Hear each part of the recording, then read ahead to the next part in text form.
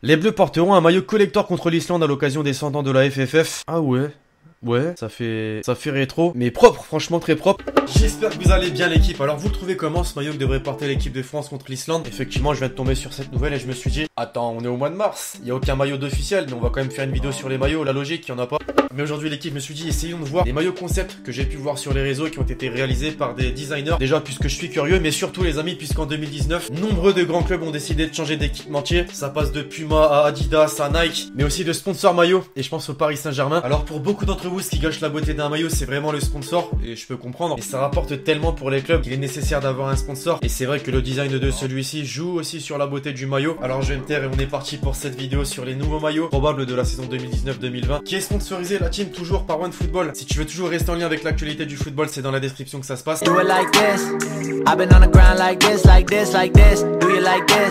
Et on va commencer la team en France, bien sûr, puisqu'on reste chauvin. Comme toujours, le Paris Saint-Germain pour commencer, les amis. On sait désormais que la saison prochaine, le sponsor maillot du club de la capitale ne sera plus Fly Emirates, puisqu'après 14 ans de collaboration, une page se tourne. Et c'est All, un programme de fidélité du groupe hôtelier Accor, qui prendra le relais à partir de la saison prochaine. Et là, les amis, on parle quand même d'un contrat d'au moins 50 millions d'euros par an, pour comparer avec Fly Emirates. L'actuel contrat qui prendra fin à la fin de la saison, rapporté entre 25 et 30 millions d'euros par an. Bien sûr, nous, ce qui nous vient à l'esprit, c'est à quoi va ressembler le maillot du Paris Saint-Germain la saison prochaine, plus de Fly Emirates. Et donc visiblement un mot, All, Accor Live Limitless, qui pourrait ressembler à ça pour le maillot domicile. Franchement très clean. Voire à ça, qui n'est pas le maillot domicile visiblement, mais le maillot spécial Ligue des Champions, puisqu'on voit le logo Air Jordan. Bien sûr, c'est un maillot concept, les amis, et non le maillot officiel qui sera révélé comme chaque année entre le mois de juin et le mois de juillet. L'Olympique de Marseille de son côté, les amis, devrait garder son sponsor maillot orange. En revanche, je veux vous rappeler que depuis 2018, l'équipementier historique du club phocéen, Adidas, avait mis fin à une collaboration de près de 45 ans, estimant qu'elle ne pouvait pas se mettre d'accord avec la nouvelle direction malgré les propositions dynamiques et ambitieuses. Franck McCourt et ses compères avaient donc pris la décision d'établir une nouvelle collaboration, et c'est Puma qui a pris le relais. Un équipementier qui, pour le rappel, les amis, va rapporter et rapporte actuellement 15 millions d'euros par an jusqu'en 2023. Alors ça, c'était le maillot domicile version 2018-2019 cette saison. Et l'année prochaine,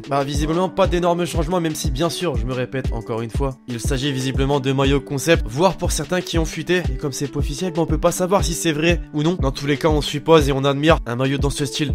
T'es Marseillais, tu prends ou tu prends pas? Le maillot extérieur qui, pour le coup, me donne envie de gerber.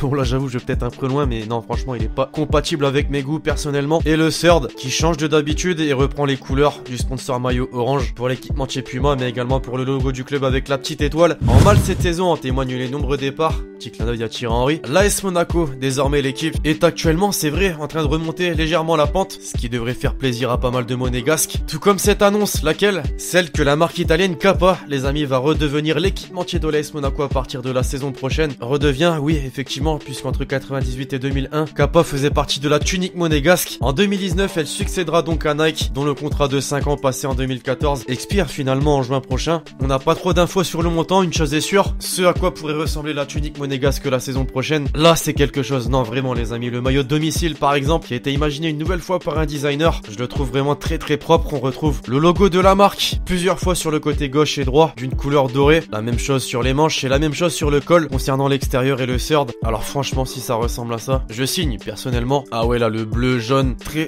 propre. Et je veux dès maintenant, les amis, qu'on se dirige en Espagne, puisque là on est sur de l'officiel. Voici le maillot du FC Barcelone version 2000.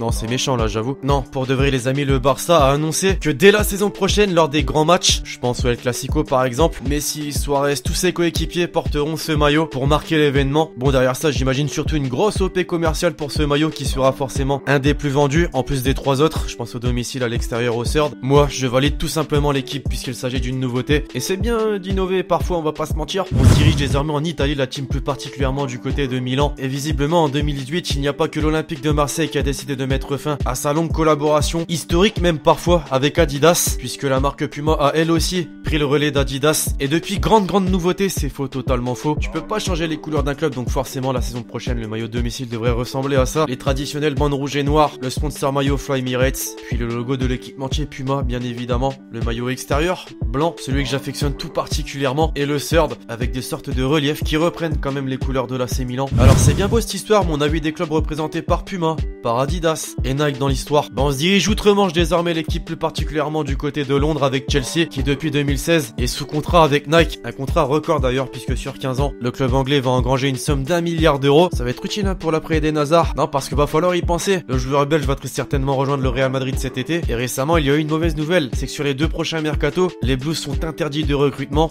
Aïe aïe. Quoi qu'il en soit, je voulais vraiment vous montrer ce maillot imaginé par un designer, le domicile pour commencer. Simple, efficace, mais magnifique d'après moi. On retrouve bien sûr le logo Nike, le sponsor maillot Yokohama et 2 bleus de différentes teintes. L'extérieur, visiblement les extérieurs, c'est toujours ce que je préfère en blanc avec des reliefs sur la base. Quant aux manches, elles restent blanches. Et le shirt, bon là clairement, c'est bien d'innover parfois, mais j'imagine très peu l'équipementier utiliser la couleur verte, qui est loin, très loin de la couleur traditionnelle du club, même s'il s'agit d'un maillot shirt. Dites-moi un peu ce que vous en pensez dans les commentaires la team. Alors en fait les amis, je me rends compte maintenant, et pas forcément lors de la préparation de cette vidéo, mais Puma est en train de prendre une place sur le monde du football incroyable, puisqu'effectivement il y a peu Manchester City a annoncé la signature d'un nouveau contrat avec l'équipementier Puma, qui met donc fin à sa collaboration avec Nike, un deal qui commencera la saison prochaine et qui permettra selon différentes sources au club Citizen d'engranger 76 millions d'euros par saison. Dring. Ah ouais non, clairement là on est au-dessus même du contrat que le PSG a réussi à obtenir avec Accor. En tout cas le PDG de Puma lui est plutôt heureux, c'est le plus grand accord que nous ayons jamais fait, aussi bien en termes de portée que d'ambition. Bien sûr nous ce qui nous intéresse c'est de savoir ce que va nous concocter Puma pour le maillot de Manchester City la saison prochaine. Il n'y a pas eu énormément de fuites, mais quand même cette photo qui pourrait être le maillot domicile de Manchester City la saison prochaine, avec une petite touche d'originalité, c'est la bande assez spéciale au niveau du sponsor maillot Etihad Airways. Voilà. Au final t'as envie de te dire mais bordel qui est pas ça pour Adidas qui est en train de perdre tous les clubs au profit de Puma. Et bien pour conclure la team on retrouve Arsenal, et pour une fois c'est Adidas qui prend le relais de Puma, effectivement, puisqu'à partir de la saison prochaine Adidas sera l'équipementier du club anglais. Un deal XXL puisque les Gunners toucheront une somme de 70 millions d'euros par an. Incroyable sérieusement pour une équipe qui joue l'Europa League actuellement. Et donc forcément vous vous doutez qu'il y a déjà des maillots concept qui sont sortis, le maillot domicile qui est clairement le